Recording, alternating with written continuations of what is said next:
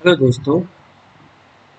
तो आज हम कुछ इम्पोर्टेंट करंट अफेयर डिस्कस करने जा रहे हैं, जिसमें कि सबसे पहले हम देखेंगे कि जो हाल ही में भारत के जो मुख्य न्यायाधीश बने हुए हैं, इनको हम बोल सकते हैं चीफ जस्टिस ऑफ इंडिया। ठीक है। तो इनके बारे में हमें देखना है। अभी प्रेजेंट टाइम में देखा जाए तो 48 नंबर के जो सीजीआई थे, उनका नाम था NV रमणा। ठीक है। तो ये अभी रिटायरमेंट होने के जा रहे हैं, तो इनकी जगह पे अभी नए जस्टिस बने हैं। तो इनका नाम है जस्टिस उदय उमेश ललित, जिनका शॉर्ट में नाम है जस्टिस यू ललित। ठीक है। और आपको पता ही है कि भारत का एक सीजीआई होगा, तो जिस आर्टिकल नंबर दिया हुआ है 124 के फर्स्ट में, 124 का फर्स्ट नंबर आर्टिकल दिया हुआ है इसमें। ठीक है।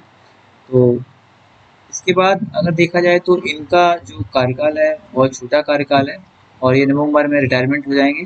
तो इसके बाद 50 नंबर जो सीजीआई बनेंगे, उनका नाम है जस्टिस DY चंद्रचूड़। ये पहले से ही फिक्स हो गया है, और ये 10 नवंबर 2025 तक अपने पद पर रहेंगे। शायद है कि इनका कार्यकाल खत्म होते ही हम लोग परीक्षा क्रॉस कर देंगे, तो इतना याद करना पड़ेगा। और सुप्रीम कोर्ट का जो गठन है वो 28 जनवरी 1950 को हुआ था, और इसको भारतीय संविधान का संरक्षक कहा जाता है। भारतीय संविधान का संरक्षक कहा जाता है। ठीक है। अगर पूछ लिया जाए क्वेश्चन में कि मान लीजिए मूल अधिकार का संरक्षक, मूल अधिकार का संरक्षक किसको कहते हैं? ठीक है। जो हमारे मूल अधिकार होते हैं, फंडामेंटल राइट्स। ठीक है। मूल अधिकारों का, तो फंडामेंटल राइट्स जिनको बोलते हैं। ठीक है। तो इनका संरक्षक किसको कहते हैं? तो उसमें हम लोग लगा सकते हैं सुप्रीम कोर्ट और हाई कोर्ट, दोनों ही लगा सकते हैं। ठीक है। और इसके बाद जो सीजेआई, जो उनके लिए कुछ आर्टिकल्स दिए हुए हैं, तो 124 के फर्स्ट में दिया हुआ है कि एक सीजीआई होगा, भारत का एक सीजीआई होगा। ठीक है। इनकी खंडपीठ हो सकती हैं, और लेकिन सीजीआई हमेशा एक ही होगा। ठीक है। और आर्टिकल नंबर 124 के 2 में दिया हुआ है कि 65 ईयर तक ये अपने पद पर रह सकते हैं। ठीक है। और 124 के 3 नंबर में दिया हुआ है इनकी योग्यताओं के बारे में। जैसा कि हमको पता है कि इनकी योग्यताओं में ये हाई कोर्ट के 10 साल तक या तो इन्होंने वकालत की हो, या फिर हाई कोर्ट में ये 5 साल तक हेड जज रहे हो। ठीक है। हाई कोर्ट में जज रहे हो। हेड जज जरूरी नहीं है, जज रहे हो हाई कोर्ट के, ये जज रहे हो कम से कम 5 साल, या फिर 10 साल तक उन्होंने हाई कोर्ट में वकालत की हो। ठीक है। और 124 के 6वें नंबर पर दिया हुआ है कि ये शपथ लेंगे, और इनको शपथ दिलाएगा कौन? तो वो राष्ट्रपति दिलाएंगे। राष्ट्रपति ही शपथ दिलाते हैं, और राष्ट्रपति को ही इस्तीफा सौंपता है सीजीआई, ध्यान रखेंगे। ठीक है। और इत्तेफाक की बात है कि राष्ट्रपति को शपथ जो दिलाते हैं वो सीजीआई दिलाते हैं। ठीक है, ध्यान रखेंगे। अगर किसी भी कंडीशन में राष्ट्रपति जो है ना हो, और उपराष्ट्रपति भी ना हो, ठीक है, तो तीसरे पद के लिए अगर देखा जाए तो उस समय की कंडीशन में सीजीआई राष्ट्रपति के पद पे होते हैं। ठीक है। और प्रेजेंट टाइम में अगर देखा जाए तो जज की संख्या जो है 33+1, 33 अदर जज होते हैं, और एक जो है हेड जज यानी कि CGI, chief justice of India. ठीक है। जो प्रेजेंट टाइम में NV रमणा थे, इनकी जगह पे अब उदय उमेश ललित आएंगे, और इसके बाद जो है 50 नंबर के आएंगे चंद्रचूड़ जी, DY चंद्रचूड़। ठीक है। अगर हम लोग हिस्ट्री की बात करेंगे तो इनके प्रथम जो सीजीआई थे, उनका नाम था हीरालाल जे कानिया। हीरालाल जे कानिया, कई बार क्वेश्चन पूछा गया है एग्जाम्स में। ठीक है। तो और इनका प्रेजेंट टाइम में जो वेतन है वो 2,80,000 है, 2,80,000 है। ठीक है। और अदर जज का पूछा जाएगा तो वेतन होता है 2,50,000। ठीक है, 2,50,000। और अगर पूछा जाए कि 2,50,000 जो वेतन होता है अदर जज का, और यही हाई कोर्ट के हेड जज का होता है। ठीक है, ध्यान रखेंगे। अगर हाई कोर्ट के अदर जज का पूछा जाएगा तो वो होता है 2.25 लाख। ठीक है। ये सब क्वेश्चन अपने आप में इम्पोर्टेंट है। ठीक है। अगर इसके बाद बात की जाएगी इसका वेतन दिया कहाँ से जाता था, तो भारत की एक संचित निधि है और संचित निधि का जिक्र किया गया है आर्टिकल नंबर 266 के फर्स्ट क्लॉज में, ठीक है, ध्यान रखेंगे इस चीज को, ठीक है। और ये जो जैसे कि चाहे वो राज्य का कर हो या फिर स्टेट का कर हो, जो कर जमा होता है वो संचित निधि के रूप में आरबीआई में जमा होता है, आरबीआई में, ठीक है। और आरबीआई से ही सेंट्रल गवर्नमेंट इसका यूज करवाती है, जैसे भी जहाँ भी फंडिंग के रूप में करवाती है, ठीक है। और इसके बाद सुप्रीम कोर्ट की पहली मुख्य न्यायाधीश महिला मुख्य न्यायाधीश कौन थी? तो उनका नाम था फातिमा बीवी। सुप्रीम कोर्ट की पहली महिला मुख्य न्यायाधीश कौन थी? तो उनका नाम था फातिमा बीवी, ठीक है, ध्यान रखेंगे इस चीज को। अब इसके बाद हम एक टॉपिक और डिस्कस करना चाहेंगे, और अपनी अभी 15th नंबर की राष्ट्रपति चुनी गई हैं, जिनका नाम है द्रौपदी मुर्मू, द्रौपदी मुर्मू। और इनके बारे में, ये प्रथम आदिवासी महिला हैं और दूसरी महिला हैं, ठीक है। प्रथम थी प्रतिभा पाटिल जी, ठीक है, और प्रतिभा पाटिल जी, ठीक है। और इसके बाद देखा जाए तो ये एनडीए की उम्मीदवार थी, अभी हाल ही में चुनाव हुआ है। और विपक्षी उम्मीदवार जो थे यशवंत सिन्हा, हालांकि ये भी बीजेपी पार्टी से ही थे पहले, और इनको निष्कासित कर दिया गया था बाद में, ठीक है।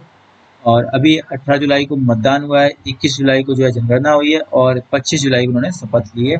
और टोटल वोट पूछे जाएंगे तो 4754 पड़े थे, और जिसमें 53 वोट्स अमान्य कर दिए गए थे। और देख सकते हो कि कितने पढ़े लिखे लोग भी, उनके भी वोट अमान्य हो जाते हैं। तो मुर्मू को वोट जो मिले हैं महामहिम को, तो 2824, और इनकी संख्या है 64% देखी जाए तो, ठीक है।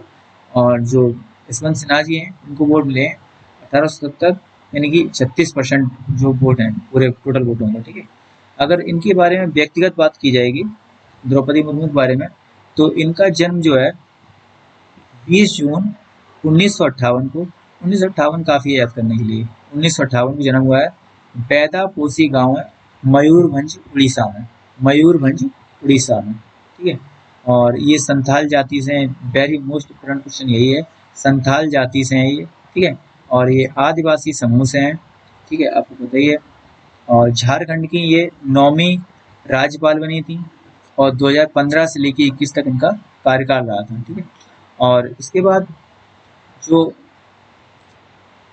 2007 का सर्वश्रेष्ठ विधायक का पुरस्कार जो वहाँ दिया जाता है झारखंड में, या फिर बोल सकते हैं उड़ीसा में, तो वहाँ बोला जाता है नीलकंठ पुरस्कार, ठीक है। तो ये उनको दिया गया था 2007 में, ठीक है।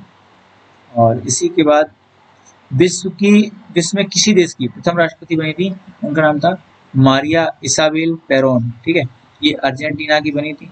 और इसके बाद पहले राष्ट्रपति अपने यहाँ के राजेंद्र प्रसाद जी हैं, आपको पता है, ठीक है। और ये संविधान सभा के प्रथम स्थायी अध्यक्ष भी थे, ठीक है। और पहले दलित राष्ट्रपति जो बने थे वो थे के आर नारायण, ठीक है, ध्यान रखेंगे। और पहले मुस्लिम राष्ट्रपति थे डॉक्टर जाकिर हुसैन जी, ठीक है, डॉक्टर जाकिर हुसैन जी, ठीक है। और पहले सिख राष्ट्रपति जो थे उनका नाम था ज्ञानी जेल सिंह, ठीक है, ध्यान रखेंगे। और पहले एक भारत के पहले एकमात्र निर्विरोध चुने गए राष्ट्रपति थे, उनका नाम था नीलम संजीव रेड्डी, नीलम संजीव रेड्डी। तो दूसरों को याद रखेंगे थोड़ा सा। और अगर एक टॉपिक और देख लेते हैं, और ये भी टॉपिक बहुत इम्पोर्टेंट है, काफ़ी इम्पोर्टेंट टॉपिक है, ठीक है। तो देखना चाहेंगे इस टॉपिक को। 68 नेशनल फिल्म अवार्ड, ठीक है, इसकी स्टार्टिंग हुई थी 1954 से, और इसका अनाउंसमेंट अभी हाल ही में 22 जुलाई 2022 को हुआ है। और इसका अगर मंत्रालय पूछा जाएगा तो इंफॉर्मेशन एंड ब्रॉडकास्टिंग मिनिस्ट्री, जिसके मंत्री जो हैं अनुराग ठाकुर हैं, अनुराग ठाकुर जी हैं, ठीक है। और यही हैं युवा वाले मंत्री, युवा विकास कल्याण मंत्री, और यही है खेल मंत्री भी, ठीक है, खेल मंत्री भी, इनके पास ये 3 मंत्रालय हैं, ठीक है। और इसमें सर्वश्रेष्ठ अभिनेता का अवार्ड जो दिया गया है अजय देवगन को और सूर्या को, 2 लोगों को। और अजय देवगन की जो मूवी थी the unsung warrior, the unsung warrior, ठीक है, जो तानाजी, ठीक है, द अनसंग वॉरियर तानाजी, ठीक है। और जो सूर्या थे इनकी मूवी थी सूराराई पोट्रू, सूराराई पोट्रू जो मूवी थी, ये मूवी थी इनकी, ठीक है। और जो सर्वश्रेष्ठ अभिनेत्री का अवार्ड मिला हुआ है उनका नाम था अपर्णा बाल मुरली, अपर्णा बाल मुरली, ठीक है। और इनकी मूवी भी सेम थी सूराराई पोट्रू। और बेस्ट हिंदी फिल्म का अवार्ड जो मिला है वो थी तुलसीदास जूनियर, ये तुलसीदास नहीं है, तुलसीदास जूनियर, ठीक है। इसके डायरेक्टर जो थे मृदुल महेंद्र, डायरेक्टर का नाम क्या था, मृदुल महेंद्र, ठीक है। और सर्वाधिक फिल्म अनुकूल राज्य जो दिया गया है एमपी को दिया गया है, पिछली बार यूपी को दिया गया था, ठीक है, और इस बार एमपी को दिया गया है। एमपी के सीएम प्रेजेंट टाइम में शिवराज सिंह चौहान है, मंगू भाई छगन भाई पटेल जो हैं यहाँ के गवर्नर हैं, ठीक है। और बेस्ट फीचर फिल्म का अवार्ड दिया है सूराराई पोट्रू को, जिसकी डायरेक्टर कौन है, सुधा कोंगरा प्रसाद, सुधा कोंगरा प्रसाद, ठीक है। और बेस्ट डायरेक्टर का अवार्ड दिया है के आर सच्चिदानंदन को, इनकी मूवी का नाम है अय्यप्पन कोशियुम, अय्यप्पन कोशियुम, ठीक है। और सर्वश्रेष्ठ गीतकार का अवार्ड जो दिया गया है वो है मनोज मुतंसिर जी, ठीक है, बहुत फेमस मनोज मुतंसिर जी। और इन्होंने जो गाना गाया है साइना, और ये हिंदी में सॉन्ग है, ठीक है। तो आशा करते हैं ये वीडियो आपको पसंद आएगा, और इसी के साथ